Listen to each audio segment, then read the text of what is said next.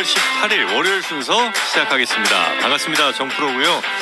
정말 뉴스가 참 많은데 요즘 전 세계 돌아가는 거 보면 이런 뉴스로 우리나라가 이렇게 신경을 많이 에너지를 많이 써야 되는 때인가 하는, 원래 이제 나라 걱정하는 사람이 전혀 아닌데 그런 생각을 좀 하게 되는 그런 주말이었습니다. 주말 사이에 또 뉴스가 많았고요. 특히 뭐 양당에 굉장히 큰 뉴스들이 좀 있는 것 같아서 오늘 그것도 잘 정리해 주실 분들 함께 모셔봤습니다.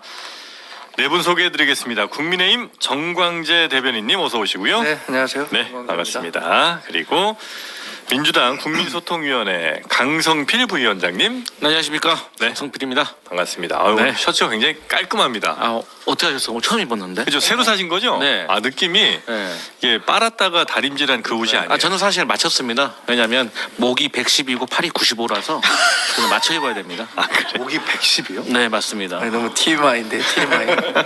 네, 다음 소개하시죠. 그럴까요? 네. 그러니까 뭐 셀프 키스하는 차원에서 한 거 같긴 한데. 목을 굉장히 좀 여유 있게 맞추시는. 마이크 타이슨입니다. 네. 자, 마이크 타이슨 졌죠? 다른 얘기 하시죠. 자, 개혁신당 이기인 최고위원님 어서 오십시오. 네, 안녕하세요. 이기인. 네, 반갑습니다. 자, 그리고 신혜영 기자가 오늘 뉴스를 좀 정리해 주실 거고요. 예, 안녕하십니까. 우리 기자분들이 요즘 진짜 힘드시겠어요. 이 뉴스 정리하느라고. 네. 힘들다는 얘기군요. 단답. 네. 오늘 이 좋아요, 구독 설정, 네. 이거 알림 설정 얘기하시는 설주원 변호사가 있어서 제가 방송 시작 전에 좋아요 하나 눌렀습니다. 그렇습니까? 방송 시작 전에 좋아요 하나 눌렀습니다. 어차피 이기네요. 설 변호사님 역할은 나도 충분히 할 수 있다. 네, 그런 생각으로. 사실 우리가 정당인들 불러서 얘기해야죠. 네. 이렇게 또 네. 헐 비스를. 변호사님 우리 방송 맨날 보는 건 알고 계시죠? 없으면 보내는 거야 그냥. 자, 일단 이재명 대표 네. 1심 선고 금요일에 있었죠. 예. 네, 지금 후폭풍이 대단합니다. 네. 사실 여야를 가리지 않고 예상 못했다라는 부분에 대해서는, 그러니까 형이 예상보다 세게 나왔다라는 부분에 대해서 모두가 정말 놀랄 정도로 결과가 나왔고 후폭풍이 일고 있죠. 일단 이재명 대표가 항소하겠다고 밝혔고요. 이제 주말에 민주당 집회가 있었잖아요. 거기에서 이렇게 이야기를 했습니다. 들어볼게요. 이 나라의 주인이 국민이 아닌 것 같습니다. 어느 순간부터 이 나라의 주인은 윤석열, 김건희, 명태 등으로 바뀐 것 아니냐, 이런 생각이 드는데 여러분은 어떻게 생각하십니까? 이재명은 죽지 않는다. 민주주의도 죽지 않는다. 네, 이재명은 죽지 않는다. 민주주의 죽지 않는다. 결코 이재명은 죽지 않는다라는 네. 얘기를 이제 연설 중간중간에 반복을 했는데, 일단 재판 결과를 간단하게 요약을 하겠습니다. 네. 공직선거법 위반 혐의였고 허위사실 유포죠. 김문기를 몰랐다라는 대목이 하나가 있었고, 네. 그다음에 이제 백현동 용지 변경 관련해서 국토부에 협박이 있었다라는 네. 내용이 있었는데, 자, 먼저 이제 고 김문기 전 처장 관련해서는 그 몰랐다라고 한 주장, 그건 이제 기억의 영역이기 때문에 오케이, 그거는 이제 무죄로 본다. 그건 이제 민주당에서도 많이 얘기를 했었던 거죠. 예. 네. 다만 이제 같이 골프를 치지 않았다라고 하면서, 네. 그래서 당시에 이제 사진이 논란이 됐었죠. 그러니까 이제 그 사진을 공개한 분이 바로 여기에 있는 이기인 최고위원이에요. 그래요? 성남시의원 시절에 이 사진을 이제 네. 이기인 최고위원이 이제 공개를 했었는데, 이 사진을 공개하면서 골프 치지 않았느냐라고 했는데, 네. 이재명 대표가 이 사진과 관련해서 아니 뭐 나보고 이제 골프를 쳤다고 하는데 저 사진이 여러 명이랑 찍은 단체 사진을 저렇게 조작한 거야라고 한 종편 인터뷰에서 얘기를 한 거예요. 골프가 보통 이제 4명이 치니까 저렇게 4명 사진 딱 잘라갖고 마치 골프 모자 쓰고 이제 골프 친 것처럼 저렇게 한 건 조작이다. 예. 라고 이제 그런데 이재명 대표 주장. 예, 골프를 친 건 사실 맞습니다. 네. 그래서 재판부는 골프를 친 것처럼 저 사진을 조작했다라고 한 발언은 허위라고 본 거예요. 그 조작이라고 얘기하면 골프를 안 쳤다는 의미로 당연히 해석을 할 테니까. 해석을 이제 재판부가 한 거죠. 네. 자, 그래서 이제 그 부분이 유죄가 나왔고, 그 다음에 국토부에 협박이 있었다라고 한 부분, 네. 이제 이거는 사실이 아니다. 국토부의 공문에도 성남시가 알아서 결정하라는 내용이 있고, 이제 관련자들의 증언도 그렇기 때문에 이것은 명백한 허위사실 유포다. 거다라고 해서 유죄로 판단을 했습니다. 네, 그러니까 한 3개, 뭐 원래 이제 2개 정도 생각을 했었었는데 이제 그 중에 몰랐다고 한 기억 부분은 이제 오케이, 그건 이제 네, 무죄. 네. 그리고 골프 치지 않았다고 한 거는 이제 요거는 유죄. 예. 그다음에 협박받았다고 이야기한 것 역시도 유죄. 이렇게 해서 징역 1년, 집행유예 2년, 2년. 실형을 선고했죠. 예. 굉장히 좀 강한 형량이다, 좀 센 형량이다라고 아마 생각보다 굉장히 네. 좀 강하게 나왔다고 생각을 하시겠죠, 당연히. 그러니까요. 사실 솔직히 말씀드리면 100만 원 이상이냐 100만 원 이하냐 혹은 무죄냐 뭐 이런 생각하고 있는데 갑자기 종상향을 뭐 한 2, 3단계에 당해가지고 징역형이라고 해버리니까 네. 사실 너무 충격적인 거예요. 그런데 그렇기 때문에 이제 지금 저희 당원들이나 지지자들이 많이 당황스러울 거 아닙니까? 네. 무슨 상황이야? 그렇기 때문에 저희가 3차 집회까지 열어가지고 어쨌든 당원들과 국민들에게 이러이러한 결과가 나왔고 이러이러한 어떤 미흡한 점이 있었을 것 같고 이러이러한 의심되는 점에 있어서는 우리가 항소심에서 제대로 다시 한번 다투겠습니다라고 지역회장들 싹 불러가지고 비상연석회의 해가지고 네. 설명을 드렸습니다. 네. 네, 그래야지 만약에 이 일로 인해서 지금 대통령실과 그러니까 여당과 대통령실을 견제하는 것, 특히나 그 중에서도 대통령 부부와 관련된 이 명태균 게이트와 이어진 이 공천 개입 의혹에 대해서 우리가 김건희 특별법으로 맞서고 있는데 이 동력이 약해질 수 있기 때문에 여기에 대해서 다투겠지만 이제 이번 주부터는 좀 차분하게 좀 대응을 하는 게 좋을 것 같다. 이번 주부터는 워낙 그래야 이제 판결 나온 즉시 그 다음부터는 이제 너무 화들이 많이 나셨지만 그렇죠. 이제는 철저하게 법리로 잘 승부를 네. 하겠다. 네, 그러니까 여기서 더 우리가 의연하게 대처를 해야지 네. 여기서 마치 좀 흥분되는 듯한 모습을 보이면 국민의힘에서는 또 뭐 당황했네 급했네 또 이렇게 이미 주말부터 공격을 하시니까 하지만 이제 이거는 아셔야 될 것 같습니다. 어쨌든 이재명 부부는 밥값 10만 4천 원까지 다 조사받고 기소당해서 재판을 받았습니다. 네. 하지만 대통령께서도 어쨌든 후보 시절에 6건의 고발당한 것에 대해서 무혐의 각하 나왔고 그다음에 김건희 여사와 관련해서도 무혐의와 불기소 이것은 국민들과 네네. 중도층이 좀 비교를 하실 것이다 이렇게 보고 있습니다. 법 앞에 평등하자. 뭐 네, 이런 맞습니다. 말씀이신 것 같고요. 우리 국민의힘에서는 굉장히 좀 제가 민주당의 정곡을지를 딱 한마디만 하겠습니다. 민주당 지금 억울하죠. 이재명 대표가 이렇게 징역 1년 집행유예 2년 받은 게 억울하다고 생각하시는 거잖아요. 네. 억울하면 빨리 재판 받아야죠. 그러면 2심 재판이 대법원 권고대로 3개월 안에 나올 수 있도록 재판에 적극 응해 주시기 바랍니다. 억울하잖아요. 이 억울함을 빨리 풀어야 될 거 아닙니까? 네. 1심 재판한 판사 3분을 특정해갖고 네. 이 사람들이 정치 판결 내렸다 이렇게 얘기하고 있는데 그렇게 억울하면 2심 빨리 받아서 본인의 무죄를 증명해야죠. 본인의 무죄를 증명하는 시일을 계속 늦추려고 하면 안 됩니다. 네.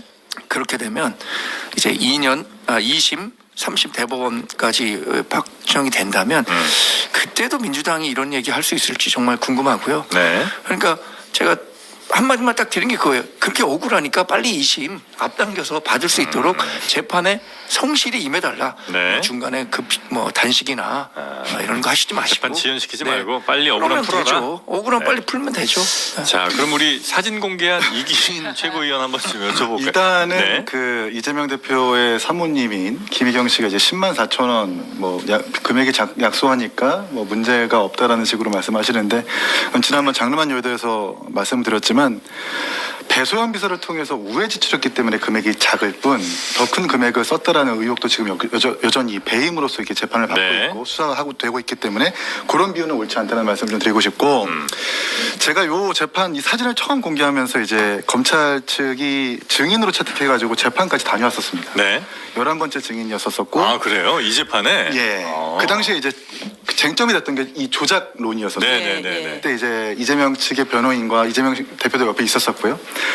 이 사진을 자른 게 조작이라는 겁니다. 계속해서. 그 주장만 계속해서 하는 거예요. 원래 단체 사진에 한 10몇 명이 있었는데. 네, 11명 있었는데 예. 그 심지어 제가 이제 이재명 비리 국민검증특위위원회에서 그 단체 사진과 함께 공개를 했습니다.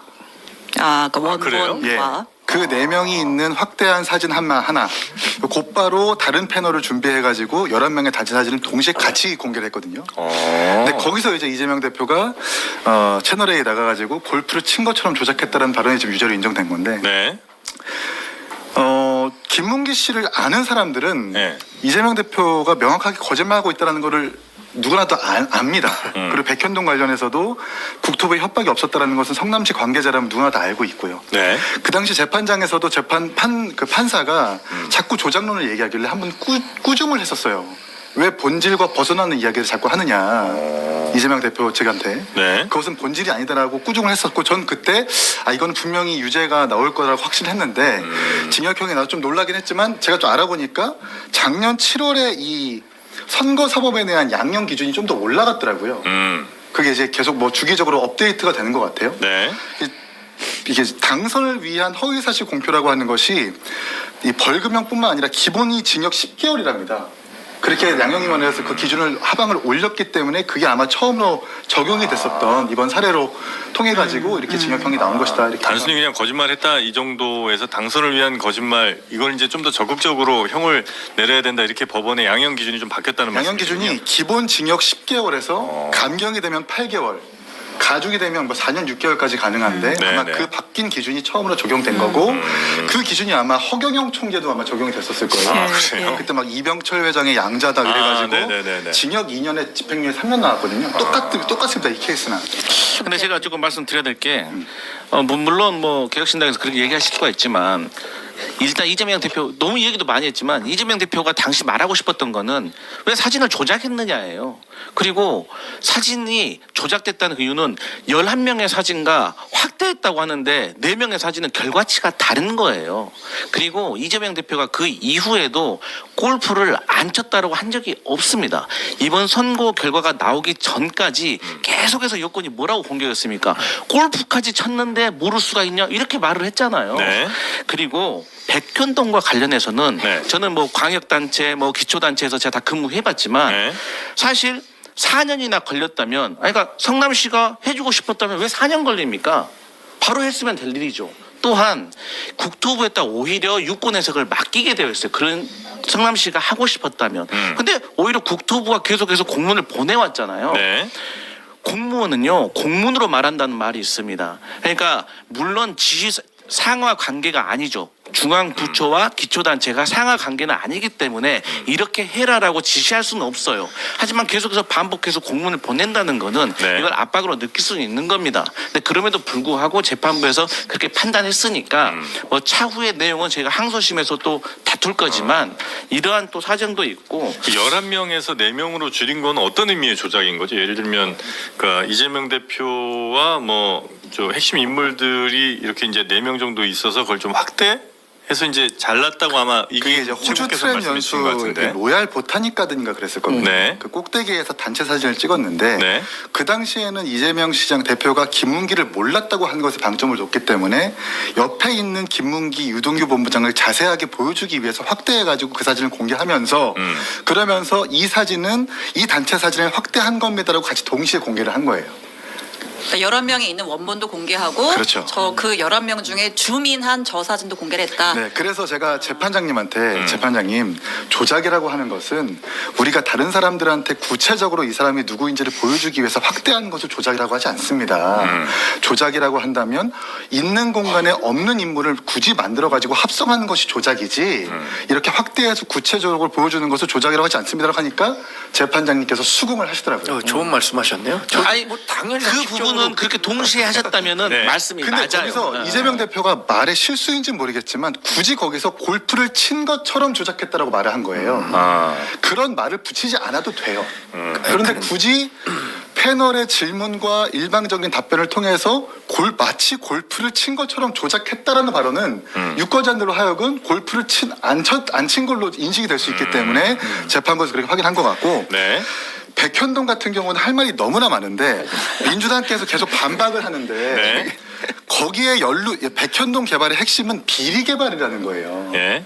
이재명 대표의 변호사 사무장 출신인 네. 선대위원장이었나요? 함께 핵심 관계자였던 김인섭 씨가 깊게 연루되어 있었던 그런 개발이고 네. 그 정전까지 2단계 용도병만 되다가 김인섭 씨가 아시아 디벨로퍼라는 데에서 같이 손을 잡고 일을 하게 되면서 정진상을 만나고 갑자기 4단계로 올라간 겁니다. 그러면서 이 정바울 씨한테 200억을 요구했다. 그래서 네. 50대 50이다. 50은 아마도 두 사람일 텐데 정진상과 이재명의 몫일 거다라고 검찰에서 진술을 한 거예요. 근데 국토부가 김인섭 씨한테 이 개발을 주라고 협박했냐고요. 이 말이 안 맞잖아요. 그러니까 오늘 너무 디테일하게 네, 네, 잘 네. 알고 그러니까 이거를 백현동과 이게 김문기 씨와 지금- 관련해가지고 저한테 이야기를 하시면 역풍을 맞으실 겁니다. 그러면 제가 물어볼게요. 아니 저도 한마디만 하면 돼요. 네, 네. 아니 아까 왜 4년 동안 걸려서 인허가를 그렇게 종상향을 못 해줬냐? 예.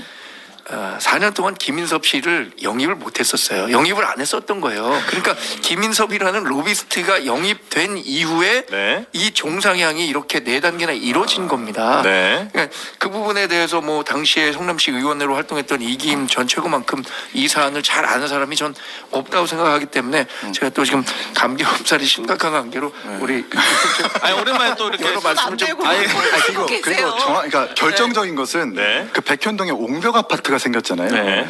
그걸 이제 거기가 이제 고도 제한이 걸려 있는 데입니다.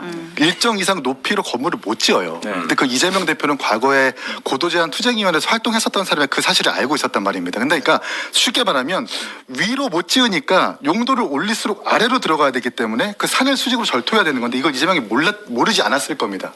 이거를 국토부의 협박으로 이뤄졌겠냐고요. 아니 그러면 이 우리 이김 최고께서 네. 이렇게 한번 상정을 해보시게요. 저는 만약에 제가 시장인데 전국에 이 인허가 관련해 가지고 종상향 1단계, 2단계는 허다하게 많습니다. 네. 하지만 4단계 보신 적 있습니까? 있어요. 별로 없잖아요. 있긴 있어요. 애가 없잖아요. 거의 대부분이. 그러면 누가 봐도 본인의 이득을 사익을 취하기 위해서 이 상향을 시켜준다고 하면 4단계를 시켜주겠습니까?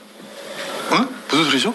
아니 1, 2단계 2단계만 시키지 그러니까 왜 그 4단계까지 시키냐고. 쉽게 말해서 그거예요. 2단계는 10층까지만 지을 수 있고 네. 4단계는 20층까지 지을 수 있는 그러니까 거예요. 그래 타산이 나오는 거 아시아 아니에요? 디벨로퍼처럼 그러니까 이 부동산을 매입한 사람들 입장에서는 용도가 올라가면 올라갈수록 이득이 있는 거예요. 그렇겠죠. 그렇죠. 네, 네. 그래서 설마 임대로 거기에 활용하다가 마침 이재명의 관계자라고 하는 김인섭 씨가 인벌브가 돼 있는 거고 네.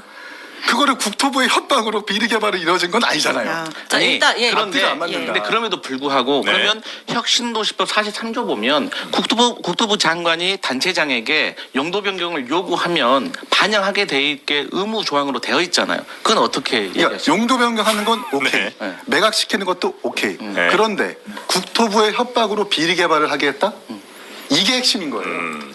그걸 재판부가 네. 본 겁니다. 그럼 그 종상향을 해서 높이를 높게 해주면 이득이 많이 나올 텐데 그 이득은 누구에게 갔습니까? 그 이제 아시아 디벨로퍼인 이제 네. 정바울 씨와 이 김인섭 씨가 이제 재판을 받고 있죠. 이미 아마 네. 실형이 나왔을 겁니다. 네. 이득을 취해가지고. 그런데 또 그게 뭐랑 연결이 되냐면 네. 그 김인섭 씨와 관련 있는 그 김진성 씨 네. 아실 거 아니에요. 이분이 위증교사로 알선 수재로 같이 엮여 있습니다. 녹취록에 나와요. 그렇죠. 그런데 김인섭 씨는 이미 기소돼서 재판을 받고 있지만 김진성 씨는 지금 과거에 구속영장을 청구했어요 검찰이. 그런데 기각됐습니다.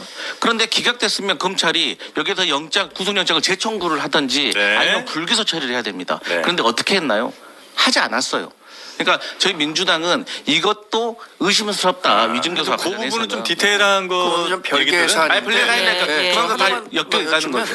여기 이 네. 백현동과 관련해서 이재명 대표가 허위 사실을 유포했다는 판결 나왔잖아요. 네. 그것은 곧 다가오는 백현동 게이트와 관련한 재판에서 이재명 대표가 빼도 박을 수 없는 네. 그 유죄의 증거가 되기 때문에 지금 사실 이재명 대표가 받는 4개의 재판 가운데 네. 가장 형량이 적게 나올 것으로 예상됐던 게 이 선거법 위반과 관련한 허위 사실 유포예요. 네. 두 번째가 아마 위증교사일 거고요. 세 번째가 백현동 재판, 네 번째가 대북송금입니다. 그러니까 그 재판들에도 이거 분명히 악영향을 줄 거라고 생각하시는 지금 거죠? 여기 판단한 것이 네. 그대로 백현동에서 백현동에 특혜를 준 것은 국토부나 이런 것의 압박이 아니었고 성남시장의 자의적 판단이었구나. 이것을 1심 재판부에서 인정한 거거든요. 네. 그러니까 앞으로 이재명 대표는 이재명 결코 죽지 않는다 이렇게 얘기하셨잖아요. 재판 결과가 네. 말해줄 거고요. 알겠습니다. 시간은 이재명 대표의 편이 아닙니다. 네. 마지막으로 이재명은 네. 이번에 죽을 겁니다. 왜냐하면 2, 3심에서 형이 바뀔 수가 없어요. 백현동 관련해 가지고 22명의 공무원들이 진술하면서 협박은 네. 없었다고 이미 이야기를 했고 네. 4개의 단계로 종상향을 할 때 반발했었던 공무원이 쓰레기 처리장으로 인사 조치됐습니다. 이재명 시장이 반발을 해가지고 그만큼 네. 용도 변경은 국토부에서 하라고 했습니다만 이렇게 과도한 네. 무리한 용도 변경을 결정한 건 성남시 이재명 시장의 결정이었다. 뭐 재판 아마 불리하게 될 것이라는 말씀 좀 주신 거 같고 그건 예. 뭐 이제 2심 3심을 좀 봐야 될 것 같고요. 상소했으니까 또 네. 지켜보고요. 그 말씀하신 대로 지금 재판이 하나가 아니기 때문에 또 민주당이 또 굉장히 긴장한 상황인데 지금 민주당 그 검찰 독재 탄압위원회인가요? 네. 거기서 이제 정치 판결이다 이러면서 지난 주말 집회에서 굉장히 강하게 목소리를 냈어요. 근데 네. 이제 한동훈 대표는 그렇게 민주당이 하는 것이야말로 최악의 양형 가중 사유이다. 왜냐 재판부를 겁박하는 것이기 때문이다. 그러면서 뭐라 그랬냐면 25일에 위증교사 사건 선고 있는데 거기서 별로 좋게 작용하지 않을 걸? 이라고 이제 얘기를 하고 있는 거죠. 네. 예, 예. 아 그래서 이제 한동훈 대표는 다음 재판에서는 뭐 심지어 구속도 가능하다 이제 이런 얘기까지 하고 국민의힘에서 있는 지금 거죠. 그런 얘기를 하고 있는 겁니다. 예. 지금 민주당은 저 장외로 나갔는데 장외 분위기는 좀 어땠는지 혹시 나가셨었나요? 네, 저는 이제 본의 아니게 나가가지고요. 본의 아니게는 뭐예요? 네, 방송에 써가지고 본의 아니게는 뭐예요? 버스에서 내렸는데 네. 버스가 이제 집회 때문에 그 집회 현장에 내려주더라고요. 그래서 이제 집회 현장에 내려져서 어쩔 수 없이 참석하시고 네, 어쩔 수 없이 또 민심을 탐방하고 네. 또 기독교 집회까지 모두 다 제가 아. 봤는데 너무 뜨겁더라고요. 많이 오셨어요? 예, 비가 오는데 그 막 울고 적극적 저 얘기하잖아요. 이봐요. 인후원 걸려서 얘기 안 한다면서요. 근데 이봐요. 지금 비가 오는데도 네. 울분을 토하면서 네.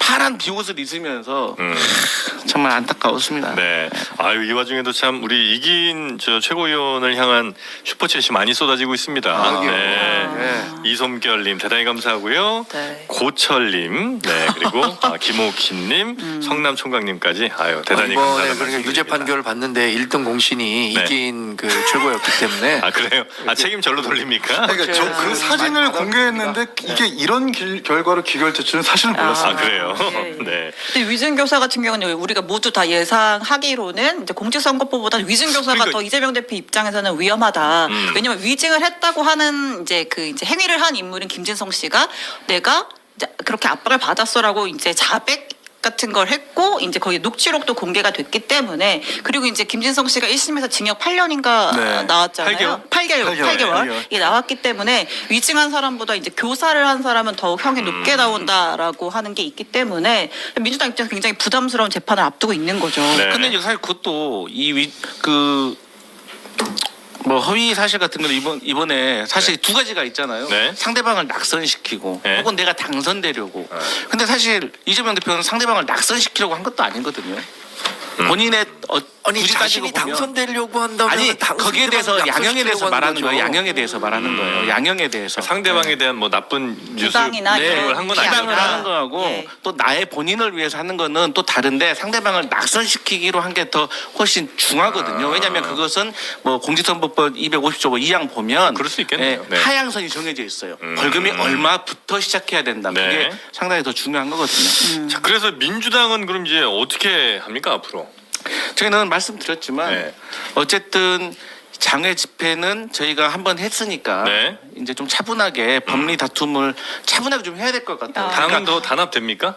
당에서는 저는 생각보다 하루 이틀 정도는 흔들렸는데 네. 주말새가 지나면서 네. 뭐 예를 든다면 친문 인사들도 네. 여기가 우리가 단호하게 대응해야 된다. 단일 대우를 유지해야 된다. 네. 이렇게 친문계 발표를 논평이 하고 당 있고. 논평보다 사실 먼저 나왔어요. 네, 그래서 이러한 것들이 저희가 사실 걱정하는 건 뭐냐면 네. 이재명 대표에 대한 개인적인 사법 리스크도 사실 타격적이지만 그보다 네. 더 중요한 거는 지금 김건희 여사 특검법 그리고 계속 드러나고 있는 대통령의 공천 개입과 관련된 이 명태균 게이트의 동력이 네. 떨어질 것을 저희는 사실 우려하고 있기 때문에 저희가 지금 어차피 이제 현실의 법정에서 아무리 우리가 장애 집회를 하든 뭐를 한다고 해서 네. 이 판사가 뭐 무죄를 유죄로 하거나 유죄를 무죄로 하지 않아요. 네. 그렇기 때문에 재판은 차분하게 우리가 1심에서 어떤 것이 잘못되었는지에 대해서 한번 곱씹어보고 또 이런 말도 들어가지고 거기에 대해서 우리가 차분하게 대응할 일이고 대신 뭐 어느 사설도 그렇잖아요. 이재명은 이재명이고 김건희는 김건희다. 네. 마찬가지인 겁니다.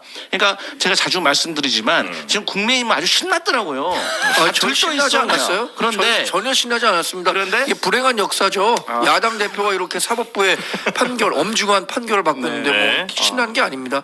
저는 오늘 방어 이재명 잘하네. 대표가 당연히 사법적 절차에 의해서 억울하다고 했으니까 항소심 통해서 이 억울함을 해소할 수 있었으면 좋겠어요. 근데 그래서 하여튼 이럴 수 있을 것이냐? 예. 저희는 그래서 어쨌든 이 김건희 여사와 대통령에 관련된 이 공천 개입, 선거 개입 이 동력을 떨어뜨리지 않기 위해서 네. 내부적으로 또 단합이 더 될 것이고 또 어쨌든 말씀드렸지만 여러 가지 어떤 쟁점 사항에 대해서 저희가 차분하게 그럼 대응을 사실- 최종심 결론이 나올 때까지 이재명 대표가 대표직에서 물러날 가능성은 없다고 보세요? 네, 저희는 없다고 봅니다. 사실 그러려면 재판에 좀 충실하게 임했으면 좋겠어요. 그리고 일단 뭐 한준호 의원을 비롯해가지고 민주당에서 보여지는 모습들은 대체로 사법 불복입니다. 심지어 판사까지 지금 공격하고 있는 마당이라서 이게 과연 김건희 여사의 특검을 동력을 더 뭐 가속화시키는 계기가 됐나?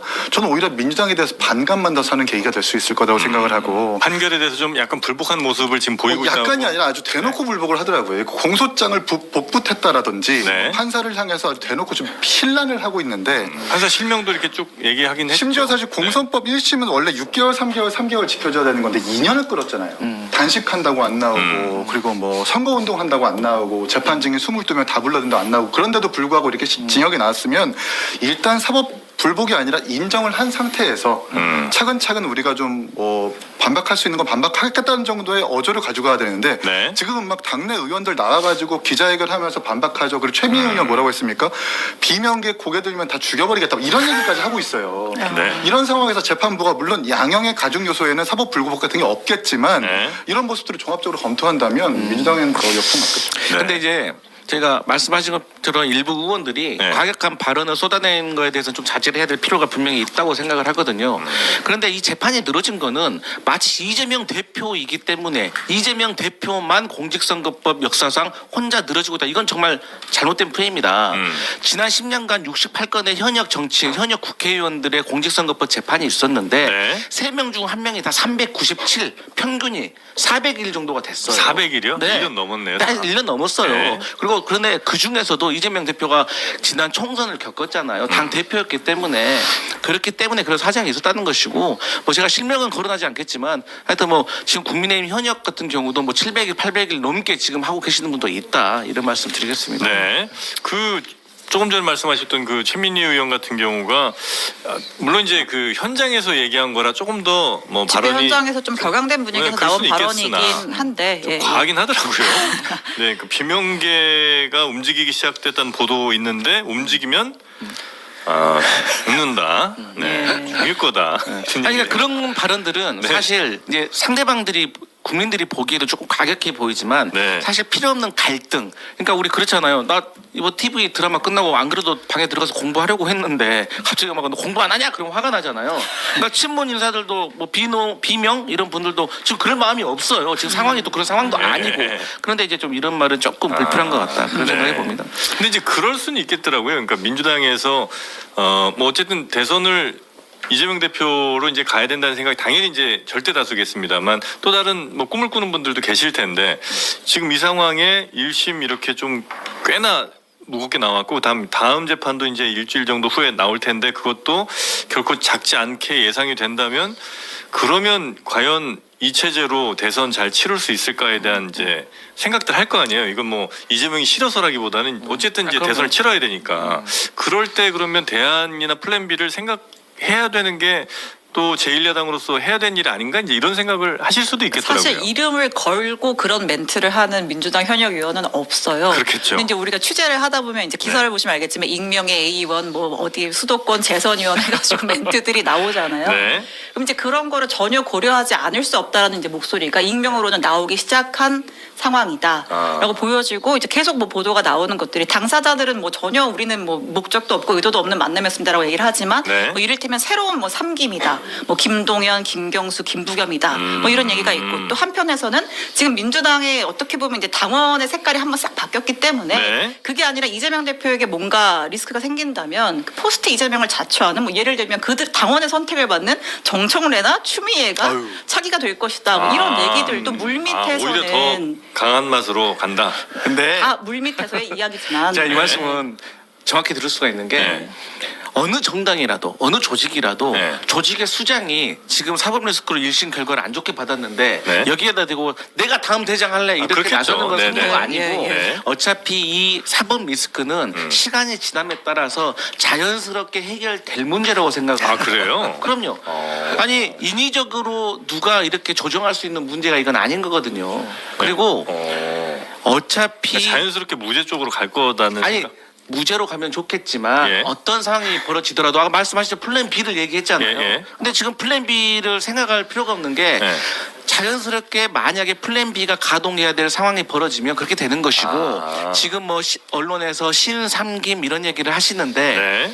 만약에 이재명 대표에게 병고가 생긴다고 하더라도 이재명만으로도 안 되지만 이재명 없이도 안 되는 상황이 발생할 겁니다. 그 말은 무슨 말이냐? 이재명 대표의 동의를 얻지 못하면 어떤 분이 대선 후보로 나서기가 네. 쉽지가 않다는 상황을 말씀드리는 그래요? 것 때문에 그런 것들은 자연스럽게 상황이 벌어지는 거지.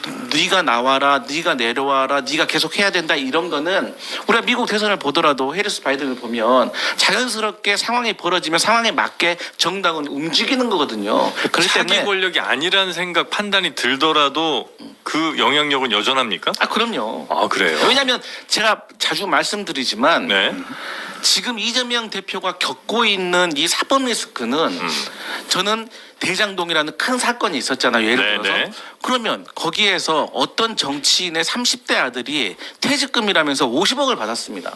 그러니까 이 정도의 뇌물이 오고 간 팩트, 거기에 이재명 대표가 뇌물을 받았거나 비위가 있었다는 이런 큰 것을 수사를 하던 도중에 갈래로 빠져나와가지고 야 이게 빨리 잡아넣기 쉽겠다라고 판단해서 정치적으로 기소를 해서 재판을 받고 있다는 것을 저희는 그런 의심을 지울 수가 없는 상황이기 때문에 네네. 그래서 저희가 기소 자체가 잘못됐다고 하는 거예요.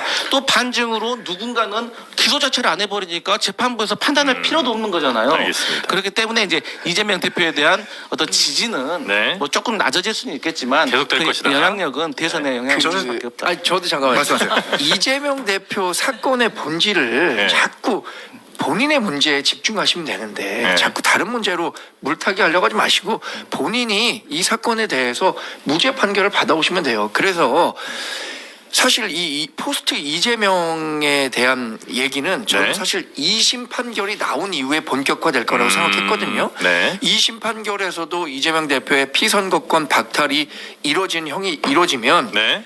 그 대법원 법리심에서는 바뀔 가능성이 없다고 판단하고 그 정치인들이 다 아는 거잖아요. 그러면 포스트 이재명을 본격적으로 고민할 것이라고 생각했는데 예상보다 훨씬 빠르게 포스트 이재명을 고민해야 하는 시기가 지금 민주당에 온 거예요. 1심 너무 세게 나와서. 왜냐면 1심에서 본 그 판결이 2심에서 감형이 된다고 하더라도 그것이 당선 무효형 그러니까 100만 원 이하로 떨어질 가능성은 거의 없을 것이다. 네. 어떤 사람들은 그 불가능하다고 해요. 판사 출신들은 그게 그 100만 원 이하로 떨어질 가능성 아예 무죄로 바뀌지 않는 한 불가능한 사안까지 가는데 네. 판결 내용만 놓고 본다면 누가 2심에 이재명 할아버지가 2심에 판사를 한다고 하더라도 네. 그게 알겠습니다. 100만 원 이하로 떨어질 가능성은 네. 없다 이렇게 보는 우리 거거든요. 이기인 최고 짧게만 들을까요? 네, 2심에서 결과가 뒤집어질 거라고 생각을 해요. 그게 네? 네? 무죄가 그러니까 유죄가 무죄가 되는 게 아니라 네. 무죄가 유죄가 될 거다. 특히 김문기 씨 같은 경우에는 단순히 일면식에 대한 판단이 아니라 네. 대장동 만약에 살아계셨다면 피의자에 대한 어떤 인식에 대한 문제이기 때문에 예. 특수목적법인의 일반 기업을 상대로 하는 유일한 한 명의 이사인데 그리고 이재명 시장한테 직접 저한테도 직보했다는 여러 가지 증언이 있는 만큼 네. 2심에서는 분명히 더 강한 형량이 있을 것이고 이 재판에 대해서도. 네. 근데 위증교사도 마찬가지로 제가 녹취록을 다 들어봤는데 이런 얘기를 해요. 그 당시에 이렇게 이 사건을 하게 하게 된 이유는 검찰도 KBS도 성남시도 전부 다 나 이재명을 이렇게 할 수밖에 없는 분위기였다. 그렇게 말을 해달라. 뭐 이런 식으로 정치적으로 끌고 간단 말이에요. 이걸 과연 재판부가 위증 교사로 지금 뭘로 보고 의견으로 보겠습니까? 근데 지금 문제는 민주당에서 오늘 아침 정성호 의원도 인터뷰를 했지만 전부 다 무죄가 나올 거라는 거예요. 이 판결 자체가 전부 다 정치적 판결이고 무죄가 나올 거라서 문제가 없다고 얘기하는데 저는 이게 자연적으로 소멸되지 않을 것 같은 게 네. 이러한 저항이 계속된다면 오히려 민주당의 소멸이 가속화될 수 있다. 저는 이렇게 봅니다. 네. 근데 뭐 의진교사 한마디. 아니 그만해요 이제 많이 하셨잖아. 억울하네. 불리한 이슈에 대해서 네, 더 왜냐면 얘기해봤자 또 그때 아까 재판- 그 네. 강성필 부위원장이 얘기했던 사설 제목이 아마 한국일보 사설이었을 거예요. 저도 봤는데 이재명은 이재명이고 윤석열은 윤석열이다. 아, 그 제목이었거든요. 네네. 윤석열 대통령 얘기로 넘어가 보겠습니다. 네. 자, 그 재판 대통령- 관련해서는 그리고 저희가 예. 잠시 후에 또 김기표 의원 오시죠? 예, 민주당 네. 김기표 의원이 나오니까 네. 또 이재명 대표 선거 얘기를 듣고요. 네, 법률도 출신이니까. 예, 네. 자 이준석 의원이 개혁신당 이준석 의원이 윤석열 대통령의 추가 공천 개입 정황을 이제 폭로를 했어요. 그 이제 입국장에서 기자들한테 쭉 한번 설명을 했고 네. 또 지난 금요일에 또 의원실에 기자들 쭉 불러서 설명을 했습니다. 뭐냐 2022년 지방선거 때 김태호 전 강서구청장 공천에도 대통령이 개입을 했고 네. 포항시장 공천에도 개입을 했다 이런 취지였죠. 당시에 윤석열 대통령이 역정을 냈다. 라는 표현까지 썼습니다. 지난주 기자회견 얘기, 이제 기자들 만나서 한 얘기 잠깐 듣고 올게요. 대통령이 저한테 공천 이렇게 하면 안 된다는 식으로 계속 얘기하는 그런 상황이 발생한 겁니다. 걱정을 내면서 얘기하는 상황은 저는 굉장히 이례적이고 약간 왜 지금 이런 상황인지가 약간 이해가 된다고 해야 될까요? 시작부터 당대표에 대한 당무 개입은 계속 해왔어요. 한동훈 비대위원장 누가 만든 겁니까? 멀쩡하던 김기현 대표 자르고 윤석열 대통령이 만든 거 아닙니까 그거? 그 당대표를 그렇게 신나게 잘라대는데 공천에 있어가지고 별일 없겠습니까 그게? 그러니까 대통령이 공천에도 개입했고 당무에도 개입했고 개입하면서 역정냈다 이런 주장을 이제 이준석 이제 의원이 한 것이고요. 요거 이제 있고 나서 저희 JTBC도 또 추가 취재를 들어갔어요. 그래서 뭐 당시에 뭐 핵심 당 관계자, 국민의힘 관계자도 취재를 했는데, 그러니까 이제 지방선거 한 두 달 앞두고 2022년 4월 말에 윤석열 이제 당시 당선인이 여권 핵심 관계자 지도부에게 전화를 했다라는 거예요. 포항시장 그거 공천 빨리 해야 돼. 지금 분위기 안 좋고 모양새 안 좋은데 그 중앙당에서 여론조사 하려고 하지 그거 하지 마. 혹은 여론조사 할 거면 그 교체 지수라는 걸 넣어. 그러니까 이제 현역 후보가 아닌 다른 후보를 내는 교체 지수를 넣어 하면서 구체적인 그 여론조사 조사 방식까지 언급을 했고 네. 이제 거기에 대해서 이제 지도부가 부정적으로 응답을 하니까 그러면 전략 공천도 고려해라고 대통령이 얘기를 했다라는 거예요. 그러면서 특히 구체적으로 했네요. 그렇죠. 이제 네. 포항 속한 경북도당위원장이 김정재 의원이 울고불고 하면서 나한테 SOS를 쳤어. 그러니까 빨리 해라고 윤석열 당선인이 압박을 넣었다. 이게 여당 핵심 관계자, 그러니까 당시 의 주장입니다. 예. 예. 그러면 꽤나 그래도 구체적인 것 같고. 예. 그리고 또 이준석 당시 당 대표 그리고 지금 현재 의원도 지금 대통령의 그런 당무 개입 혹은 뭐 공천 개입 정황에 대해서 얘기를 했는데 이렇게 되면 대통령에 대해서 책임을 물을 수밖에 없는 건 아닙니까? 이 정도 얘기가 나왔으면? 뭐 대통령이 그때 당선인 시절이고 대통령 된 이후에도 줄곧 해서 했던 얘기가 단순한 의견 개진이었지 그것에 대해서 개입했다라고 생각하지 않는다고 말씀하셨으니까 네. 제가 뭐 여당 대변인으로서 더 이상 드릴 말씀이 없을 것 같아요. 알겠습니다. 나도 아까 그렇게 얘기할 단순한 의견 개진이니까. 그러니까 저는 이제 이게 여당 대변인은 검사 윤석열이 대통령 윤석열의 발을 잡을 수밖에 없다고 생각하는 게 네. 박근혜 정부의 선거 개입을 수사하면서 일반적인 의견 개진으로 볼 수 없다라는 게 판결문에 나온 거예요.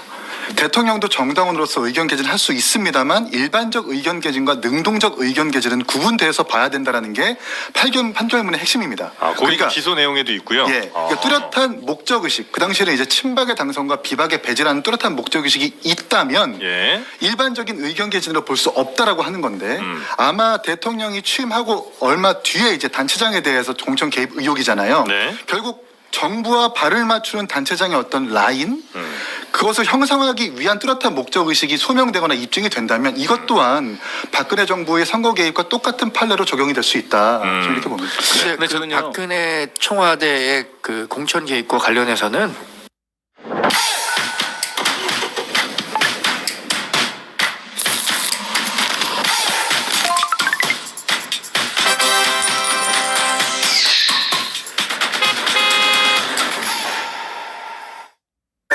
보이지 않지만 차이나는 연금력. 점수는 달라도 비결은 코덱스. 근데 네, 그 저는요. 박근혜 청와대의 그 공천 개입과 관련해서는 조직적으로 공조직을 이용해서 활용됐다는 게 그게 더 큰 문제였었던 문서의 거지. 증거로 남는 게 또 그렇죠. 있었고요. 그때 당시에 네. 이 청와대 자금을 동원해서 여론조사를 했고 공천관리위원회를 구성하는 데 있어서 청와대에 있는 분들이 그 조직적으로 관여하려고 했다. 이런 부분들에 더 큰 의미가 있었기 때문에 유죄 판결이 났었던 거지. 네. 지금처럼 개인 당원으로서의 의견 개진에 대해서 사법적 잣대를 들이댈 수 있느냐? 이 부분은 저는 이 공천 같은 고도의 정치적 행위에 대해서 네. 판단하기가 어려울 거라고 봅니다. 그 넘어가기 전에 잠깐 우리 이긴 최고님한테 좀 여쭤보자면 개혁신당에 계시니까 그 이준석 대표에 대한 뭐 비난보다 이제 아쉬움 정도일 텐데 뭐 공천 개입, 여사 공천 개입 이런 얘기 한참 뭐 올 막 나왔을 때 초반에 나왔을 때 그때 이준석 의원이 어쨌든 분명히 이런 뭐 압력이든 아니면 개입 같은 거에 대한 본인이 알고 있는 정보가 있고 또 본인이 경험이 있다면 거기에 대해서 좀 그때 이제 문제 제기를 좀 더 하고 그래서 좀 문제를 이렇게 잘 처리를 끝냈으면 어땠을까 하는 아쉬움은 좀 있긴 하거든요. 그때 이제 막 뭐 완결성이 떨어진다라는 말을 네. 가지고 왜 이제 와서 이렇게 하느냐라는 지적이 있는 건 아는데 네. 시점을 혼재하면 안 되는 것이 완결성이 떨어진다라거나 선의의 조언일 수 있다라고 하는 것은 2024년 공천에 대한 이야기고 네. 2022년 공천에 대한 것은 최근에 불거졌기 때문에 이렇게 이야기가 나오는 겁니다. 그리고 이준석 대표는 사실 그 마포숯불갈비인가요? 예. 탈당 선언할 때 그런 얘기를 했잖아요. 나 더 이상 국민의힘에 있었던 자산, 역사, 서사 다 버리고 새로운 정치 하겠다. 네. 그리고 다 모든 국민들이 아실 겁니다. 이준석이라는 사람의 정치를 하는 성정이라는 게 자신이 속주머니에 있는 녹취록 까가지고 폭로 정치하는 그런 모양새가 아니에요. 그냥 건드리지 않으면 공격하지 않는다라는 건데 지금 흘러가는 모양새가 검찰도 윤석열 대통령의 육성이 나온 마당에 돈봉투까지 나온 마당에 이준석부터 먼저 소환한다고 그러고 명태균 씨의 변호사 같은 경우에는 뭐 악의 축이라고 표현하면서 설계했다는 말까지 합니다. 아니 이준석이 그래? 이제 매너 게임은 끝났어. 내가 알고 있는 거 조금씩 불개라는 것으로 좀 보여져요. 네. 네, 그리고 그때 당시에는 사실 다 아실 거 이제 새삼스러운데 네. 그때 이준석 대표는 친윤들로부터 굉장히 배척당하고 배제된 사람이기 때문에 네. 공천의 주체자가 아니라 공천의 피해자입니다. 이런 것들을 아마 그 과거 기사를 찾아보면 네. 아실 수 있을 거다. 새삼스럽다 이렇게 말씀드립니다. 근데 지금 이준석 의원이 이제 뭐 일종의 폭로를 하는 게 당시에 지방선거 당시에 위법한 공천 개입이 있었다라는 취지인 거죠. 그건 아닌 것 같고요. 본인이 이제 강서구청장도 그렇고 포항시장도 그렇고 김건희 여사한테 직접 가가지고 끝장내겠다라고 말을 한 건 예. 본인이 막았기 때문에 예. 미수에 그쳤기 때문에 미수에 그쳤지만 이걸 대통령의 가지고 개입은 위법한 거라고 그러니까 보는 뭐 거예요. 그건 자기의 판단이 뭐 들어봐야 되겠지만 그런 사실이 있다라는 것만 최소한으로 좀 알리는 부분인 것 같습니다. 네. 그러면 좀 팩트하고 달리 그냥 이준석 의원의 제 행동에 대해서 좀 지적을 하면 말씀하셨지만 그럼 본인 안 건드리면 비리 뭐 그런 것들 다 눈 감으면 되는 겁니까? 이준석이 말하는 새정치가 그런 겁니까? 아니잖아요. 아니 본인이 알고 있으면 어떤 사회 정의 구현 실현을 위해서 말해야 되는 거 아닙니까? 아니, 근데- 누가 안 물어본 것도 아니고 일단 네. 자 그리고 당 대표 때 권한이 없었다라고 말을 했잖아요. 아 세상 천지에 당 대표가 공천에 권한이 없다는 말 누가 믿습니까? 그런데 나중에 이렇게 통화로 다 나오고 있잖아요. 아니 김건희 여사하고 포항시장 공천과 관련해가지고 갔다는 거 아닙니까? 그게 당대표로서 개입한 거지. 그리고 당대표가 공천에 개입한 게 잘못입니까? 당연한 거지. 근데 왜 그걸 떳떳하게 말 못하는 거예요? 아니, 그러니까 떳떳하게 자, 지금 두 번째. 네, 말씀하세요. 명태균 씨한테 네. 밤에 12시에 문자 보냈잖아요. 응? 당선인이? 경선이라던데. 경선이라던데? 아니 그걸 왜 명태균한테 얘기를 해요? 명태균 씨가 뭐 국민의힘 당직자입니까? 아니면 선거에 나간 후보자입니까? 후보자라면 말도 해서는 안 되겠지만 사실 아시잖아요. 정치인이시니까. 이 공천의 룰이 어떻게 흘러갔는가에 따라서 상대 진영에서 얼마나 그게 중요한 문제인지 아시잖아요. 그런데 아무런 권한이 없는 자와 이런 이야기 나눴다는 것도 저는 좀 불합리하다고 생각을 해요. 네. 그래서 저는 어쨌든 이준석 의원이 장래가 총 만드는 보수 정치인 아닙니까? 그러면 본인의 미래를 위해서라도 그리고 개혁신당이 어떻게 보면 마스코트잖아요. 개혁신당을 위해서라도 본인이 알고 있는 거에 있어서는 가감없이 다 알려줘야죠. 저는 이긴 최고가 그 역할도 해주셔야 된다고 생각을 해요. 이준석 대표를 좀 설득해라. 네. 네, 저는 이제 이렇게 생각을 해요. 물론 제 소신 발언을 좀 하자면 네. 이준석 대표가 명태균 씨 같은 사람과 가까이 했다는 것은 적절치는 않아 보여요. 저는 그걸 정확하게 밝히고 싶지만 네. 예. 오죽했으면 그때 당시 국민의힘에서 친윤들로부터 윤리위 없는 사실 만들어가지고 윤리 만들어서 쫓겨날 정도로의 네네네. 입지였는데 네. 대통령과 다른 당 정보, 친윤들의 정보를 취합해야 되는 이준석의 입장에서는 명태균 씨가 윤석열 대통령의 메신저 역할을 했다는 거잖아요. 거기서부터 정보를 취합받았을 겁니다. 그게 뭐가 이상한 거죠? 어쨌든 그럼에도 불구하고 양도구역 두 번은 하지 마셔라. 저는 그 말씀. 네. 아니 그리고 공천, 그러니까 저 이런 비유를 해서 죄송한데 사람을 때리는 사람은 따로 있는데 그걸 말린 사람, 말리지 못한 사람한테 책임을 전가하는 건 너무 과한 거죠. 책임 전가가 아니라니까요. 그리고 야당이 처음부터 이준석한테 계속해서 공천 개입이 있었다고 말을 해줘라고 지금 해줘 내놔하고 있는데 스스로 취재하고 스스로 밝혀가지고 탄핵을 하시든 뭐든 다 하시라. 이준석한테 말해달라고 기우제식으로 지내는 거는 옳지 않아요. 아니 근데 이제 이게 왜 그러냐면 진짜 그렇게 생각하세요? 네. 이제 아니 마- 이준석 네. 의원이 그러면은 지금 제가 다시 말씀드릴게요. 짧게 이준석 의원이 국민의힘 당시 공천과 관련해서 본인이 당대표로서 힘이 있었건 없었건 간에 어쨌든 비위 잘못된 점에 대해서 알고 있으면 본인은 입 닫고 있으면 되는 겁니까? 민주당이 혼자 알아서 취재해서 꼭 밝혀야 되는 겁니까? 이준석 의원은 그거 하면 안 되는 겁니까? 아니 혼자 잘못된 것을 지금 이야기하고 있는데 네. 더 어떤 게 잘못됐다고 아니요. 말씀하시는 거죠? 그러니까 거기까지만 알면 거기까지만 얘기하시면 됩니다. 다만 비밀은 없습니다. 나중에 혹여라도 이준석 의원이 알고 있는 게 있었는데 자 보세요. 네. 기억을 오늘 되살려보자고요. 정광재 대변인 출연료 안 드립니다. 자, 아니 감기 걸리셔가지고.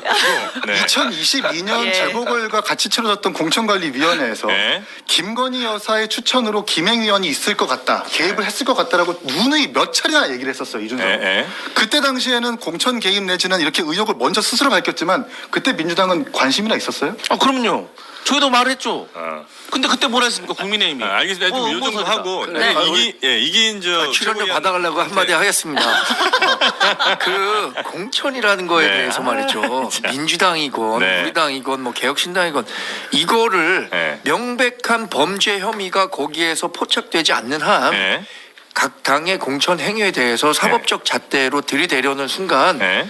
누구도 자유로울 수 없는 거예요. 네, 네, 아니, 네. 비명행사 공천 어. 그거 한번 다 들여다보시죠. 네. 그럼 박용진 의원 갖고 있는 자료 다 까야죠.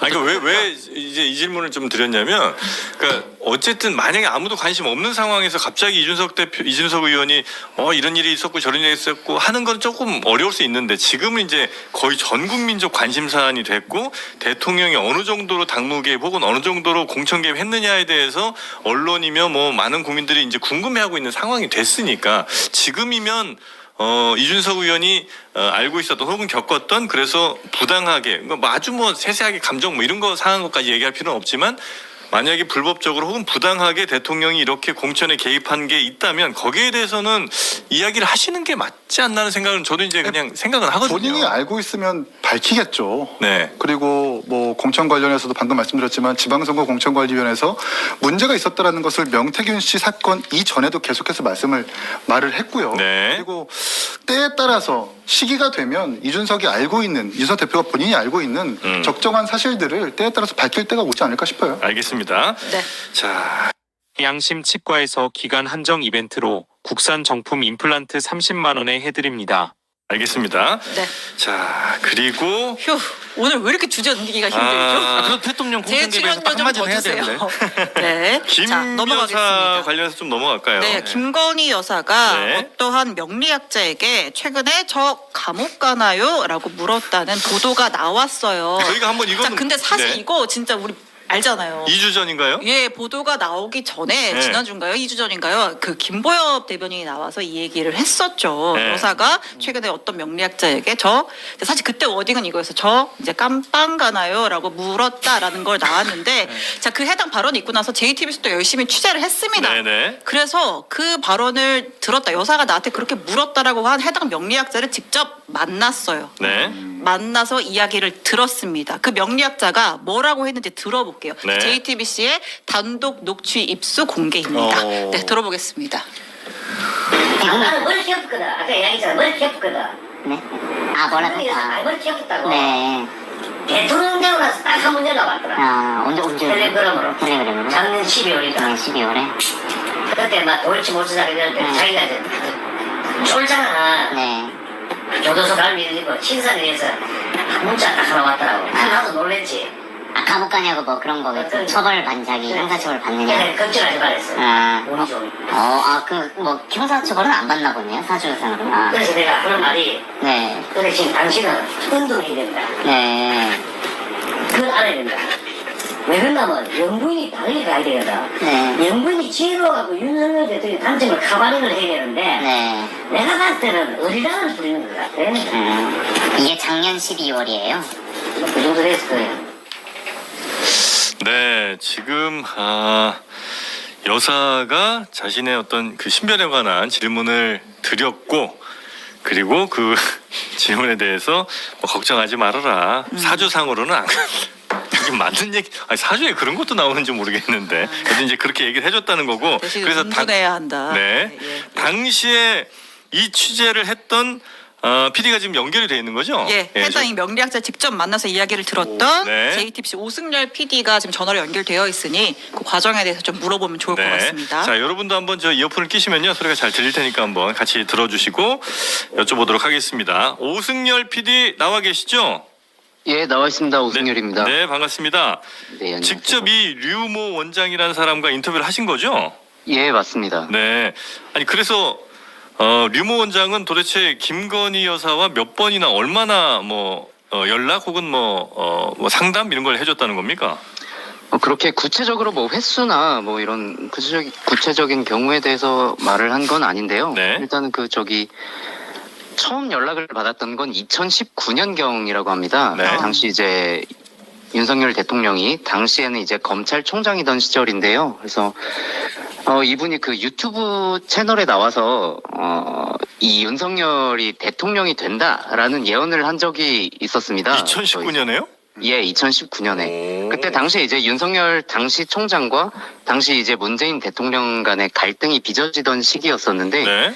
그래서 그 시기에 이제 이 명리학자가 윤석열이 대통령이 될 것이다라는 예언을 유튜브 채널에 나와서 했다고 하고요. 좀 약간 신기가 있긴 하신 모양이네. 예, 어떤 방법을 통해서 이제 그걸 예언하게 됐는지. 그래서 이제 저희가 그걸 알 수는 보고 없지만. 김건희 여사가 대단한 사람인데 이렇게 해서 연락이 된 건가 보군요. 예, 맞습니다. 그렇게 연락이 왔고 네. 그 이후에 종종 연락이 왔었다고 합니다. 연락은 전화로요? 아니면 뭐 문자나 카톡, 텔레그램 어떤 걸로 갔어요, 주로? 제일 처음 상담을 했을 때는 이 명리학자가 직접 김건희 여사를 방문을 했다고 했고요. 네. 그 이후로는 이제 전화나 문자 등을 통해서 연락을 주고받았다고 합니다. 맨 첫 만남은 명리학자가 직접 방문을 했군요. 김건희 여사 있는 예, 곳으로. 그래서 정확히 어느 곳을 방문했는지는 저는 못 들었었는데 먼저 나온 기사를 보니까 네. 자택을 방문했다고 하더라고요. 그 뭐 고비마다 조언을 구했다는 얘기가 있던데 그 고비라는 게 어떤 고비를 얘기하는 건지 혹시 명리학자 류 원장이 뭐라고 얘기하던가요? 그 부분에 대해서는 제가 만났을 때는 말을 좀 아꼈습니다. 정확히 어떤 고비들이었는지에 대해서는 말을 좀 아꼈고요. 아니 뭐 최근에 언제까지 연락했다 이런 얘기는 있었습니까? 최근 가장 마지막으로 연락을 한 게 이제 기사에 나왔던 작년 12월 연락이라고 하고요. 네. 이제 이 명리학자의 주장으로는 대통령이 된 이후로는 연락이 끊겼다. 그러다가 갑자기 작년 12월에 연락이 왔다라는 취지입니다. 네. 오승열 PD도 혹시 본인의 사주에 대해서 이렇게 물어보고 했습니까? 했으면 했는 것 같아. 목소리가 약간 좀 하신 것 같은데. 예. 이게 사실은 워낙 이제 제가 했어. 네. 목적을 숨기고만 직업이나 목적을 숨길 생각은 없었는데 이제 이분이 상담이나 강의를 업으로 하는 분이기 때문에 제가 손님으로 예약을 하고 만날 수 있었어요. 그래요? 저 질문해도 될까요? 네네네. 이렇게 김건희 여사가 이 명리학자에게 이 상담을 할 때 텔레그램을 했고 그 기록이 자동적으로 지워지는 그런 걸 했다고 했는데 그런 얘기도 했나요? 예, 텔레그램을 통해서 이제 오랜만에 갑자기 연락이 왔다고 했고요. 네.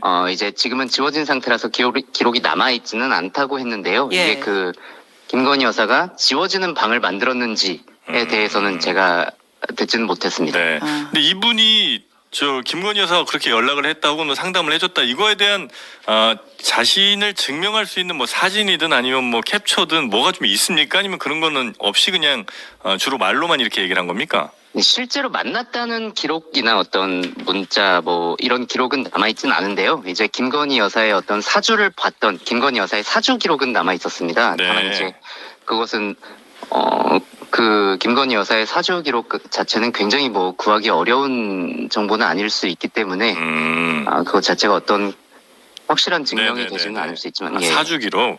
그 물어봤다는 게 국정에 관한 걸 물어본 거야? 아니면 그냥 김건희 여사의 어떤 신변 뭐 어디 가나요 안 가나요 뭐 이런 걸 주로 물어본 거예요. 예를 들어 국정에 대해서 물어봤다면 진짜 심각한 거고 예. 아니고 나 뭐 언제 저 뭐 돈 좀 많이 버나요? 뭐 이런 거 물어봤으면 좀 다를 순 있잖아요. 네. 구체적인 케이스 같은 경우는 그 방금 녹취에 나왔던 예. 이제 작년 12월에 본인이 이제 가는지. 감옥을 네, 형사처벌을 받게 되느냐 이 질문인데요. 예. 이게 글쎄요, 이게 사적인 영역인지 혹은 이제 어떤 공적인 정치적 이슈인지 이걸 이제 조언을 구하는 게 법조인이어야 되는지 공적 조직이어야 되는지 이 부분에 네네네. 대해서는 제 판단을 좀 네. 그 혹시 김건희 여사가 관련 질문을 할 때 도이치모터스 사건을 콕 집어서 이 도이치모터스 건으로 제가 감옥을 가나요? 이렇게 질문을 한 건가요? 그건 아니었던 것 같습니다. 그러니까 구체적으로 무슨 건 때문에 감옥을 가게 되느냐는 질문은 아니었던 것 같고요. 이제 당시 시기가 좀 위기 상황이었기 때문에 좀 포괄적인 질문을 한 것 같습니다. 알겠습니다. 아마 취재가 조금 더 필요한 것 같긴 한데 우리 오승열 PD께서 좀 더 이렇게 자세한 취재를 좀 해주시고 그래서 어떤 연락들이 혹시 입증할 수 있는 무언가 있는 것도 한번 좀 물어봐 주시고 그리고 또 이런 분들이 아마 한 분이 아닌 걸로 보도가 좀 나오는 것 같은데 뭐 그런 분들도 한번 잘 좀 취재해 주시고 네. 장르만 여의도 언제 30만 되는지도 한번 좀 여쭤봐 주시면 대단히 고맙겠습니다. 장르만 여의도의 사주를 제가 제공받으면은 한번 문의해 보도록 하겠습니다. 네, 저희는 작년 11월에 태어났습니다. 네. 네, 고맙습니다. 자, 그럼 오승열 PD와 여기서 연결 마무리하고요. 계속된 추가 취재 좀 부탁드리겠습니다. 네, 감사합니다. 네, 고맙습니다. 자, 오승열 PD와 저희가 연결해봤는데 하여튼 별 다른 이런 것들 다 빼고 하여튼 핵심은 김건희 여사가 이 명리학자에게 전화를 만나서 뭔가 상담을 했고 그건 이제 첫 만남은 아마 대통령 나오기도 후보되기도 한참 전이었던 것 같고요. 그리고 이제 마지막 연락이라고 한다면 상담이라고 한다면 그거는 작년 12월쯤에 본인의 신변에 관한 그래서 내가 사법 처리를 받는지 안 받는지에 대한 이런 걸 이제 물어봤다 정도의 주장이 있는 것 같습니다. 네. 작년에 12월이면 작년 11월 말에 이제 명품백 관련된 그 서울의 소리 영상이 공개가 됐죠. 작년 11월이 예, 그러면 11월 동시에 이제 증권사 직원 통화까지. 예, 하고 12월에 그 이제 뉴스타파에서 네네네. 증권사 직원과의 그 녹취록이 또 공개가 됐었고요. 네. 그런 상황에서 이제 물어봤다 명리학자에게. 근데 저 이거 너무 좀 가십적이에요. 가십은 맞는 전 것 같아요. 약간 황색 언론에 가까운 행위라고 봅니다. 이게 네. 국정 운영에 그분이 들어가갖고 국정 운영의 중요한 결정을 네. 이 사람이 야 이게 길일이 아니니 뭐 다른 날로 미뤄라 네. 아니면 이런 결정이 아니 이렇게 적극적으로 개입했다면 모를까. 본인의 사주와 관련하고 개인적으로 어떻게 된 문제에 대해서 네. 우리가 중요한 문제에 대해서 사실 물어볼 수 있는 거잖아요. 네.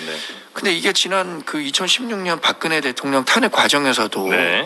그러니까 마녀 사냥이라는 평가까지 나오는 거라고 생각하거든요. 저는 이 문제에 이렇게 천착할 게 아니라 오히려 기자들이 네.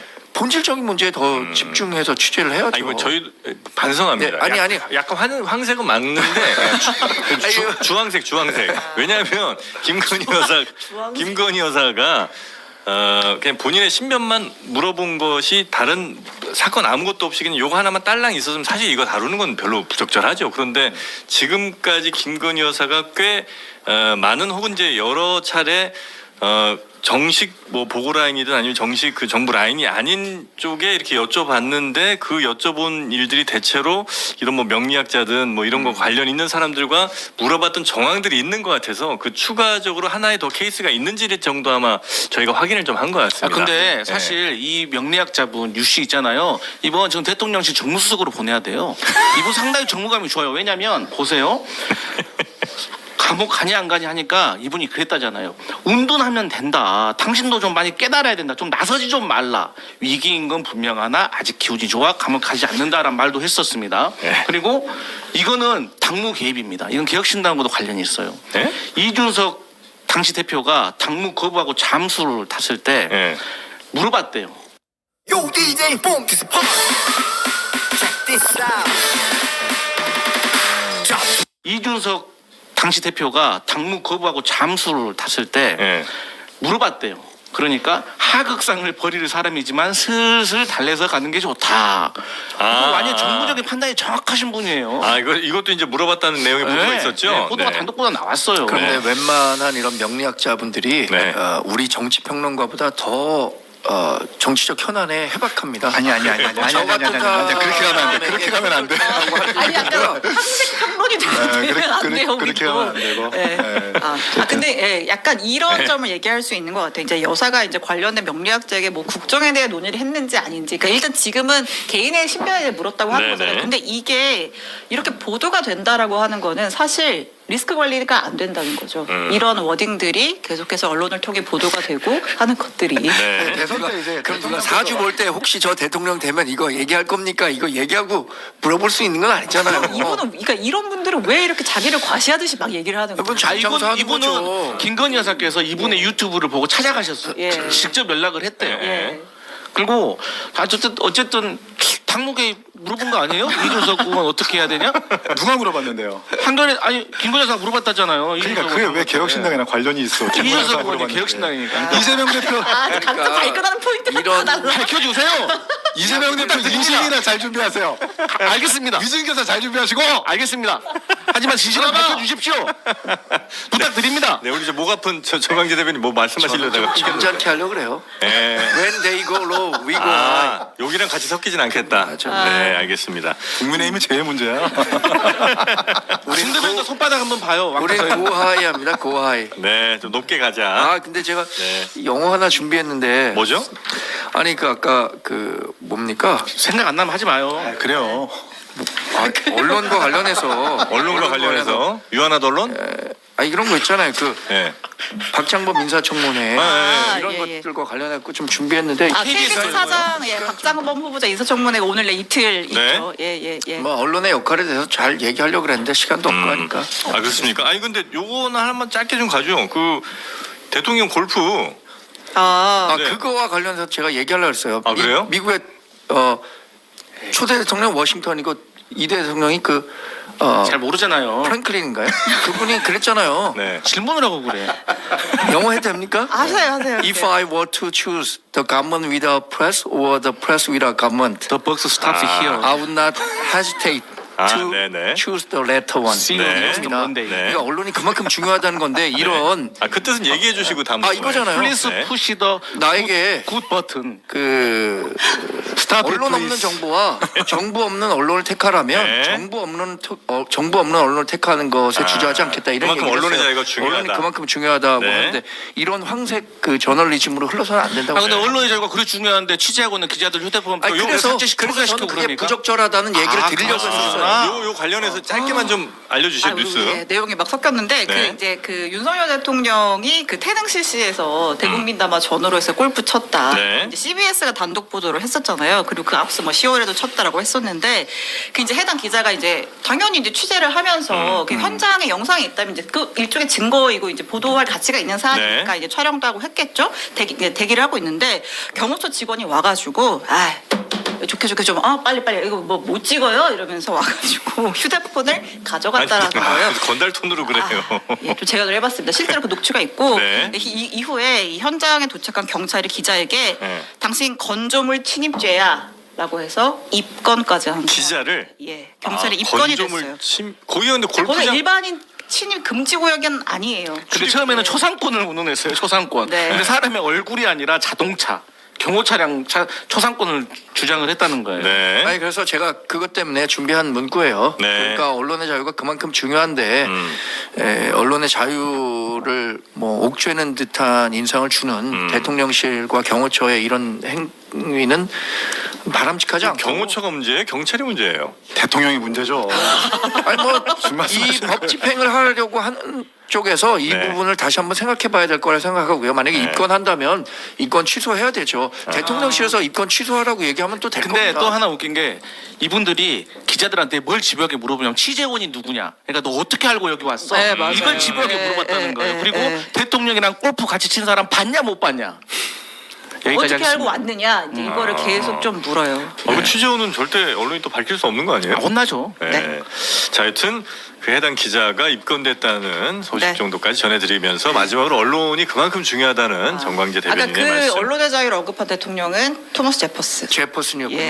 그러니까. 아 근데 그 원문은 맞을 겁니다. 그죠? 네, 원문은 맞을 거예요. 그러니까 언론의 자유를 굉장히 중요한 네, 네, 사람입니다. 네, 그 영어 내가 외워온 건데. 아니 그러니까 저는 못 한다고요. 아니 그러니까 이거 굉장히 제가 좋아하는 말이라 외우고 다니는 거예요. 아니 좋은데 그 준비까지 누가 하실 할지도 정도면 몰라? 대통령 정도 아 준비. 이제 제퍼슨인지 프랭클린지 네, 그렇게 대통령이 누군지 헷갈릴 때 잘 비교하셔야 되잖아요. 그렇죠. 그 비교 인터넷 비교원이 또 해드립니다. 인터넷이 SK인지 LG인지 KT인지 정말 헷갈리시잖아요. 그럴 때마다 인터넷 비교원에 전화하셔서 내가 지금 쓰고 있는 게 뭔지 한번 확인해 보시고 뭘로 바꾸면 내가 최대 혜택을 누리실 수 있는지 한번 꼭 비교해 보시기 바라겠습니다. 1670에 2571 정광재 대변인님 1670에 뭐라고요? 아 잠시만요. 1671 하나. 네, 1670에 2571 1670에 2571 그렇습니다. 번호는 정확하게 해주셔야 됩니다. 1670에 네. 2571 네, 장르만 여의도 말씀하시고요. 꼭 사은품도 추가로 증정받으시기 바라겠습니다. 자, 그러면 세 분도 오늘 고생 많으셨고요. 수고하셨습니다. 네, 저희는 출연자 막 비교하고 그러진 않습니다. 네, 아시겠죠? 우리 지난번에 7, 8, 9라고 막 그랬던 거 아니야? 자, 그러면 세 분은 다음 주에 뵙겠습니다. 고맙습니다. 고맙습니다. 네. 감사합니다.